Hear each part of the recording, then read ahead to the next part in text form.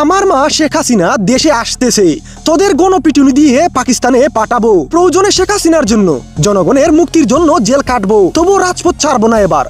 আমার যদি মোকাবেলা করতে হয় রাজপথে দাঁড়ায় আপনাদের পাশে দাঁড়ায় মোকাবেলা করব। আমি সারা বাংলাদেশ চষে, সারা পৃথিবী চষে বেড়ানো মহিলা, আর 10টা মেয়ের মতো আমি না। আমার এই জনগণের জন্য আমি জেল কাটতে রাজি আছি।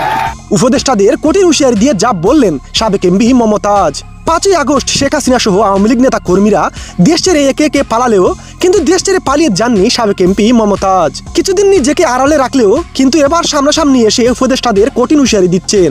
উপদেষ্টাদেরকে মমতাজ বলেন, শেখ হাসিনা এখনো বাংলাদেশের প্রধানমন্ত্রী, উনি পদত্যাগ করেননি, বরং তাকে দেশ ছাড়তে বাধ্য করা হয়েছিল। যারা শেখ হাসিনাকে দেশ ছাড়তে বাধ্য করেছেন সবকিছুর হিসাব দিতে হবে। বঙ্গবন্ধুর স্বাধীন করা দেশকে তোরা কলঙ্কিত করেছিস। যিনি দেশটার জন্য জীবন দিয়েছে, এই মানুষটার ভাস্কর্য ভেঙে ফেলতে তোদের বুকটা একটু কাঁপলো না? প্রিয় ভিউয়ার্স, সাবেক এমপি মমতাজ আরো বলেন, আমার মা শেখ হাসিনা খুবই শীঘ্রই দেশে আসতেছে, তোদের গণপিটুনি দিয়ে পাকিস্তানে পাঠাবো, তোরা পালানোর জায়গা পাবি না, এবার রাজপথ ছাড়বো না, দেশকে আবারও স্বাধীন করে গড়ে ফিরব।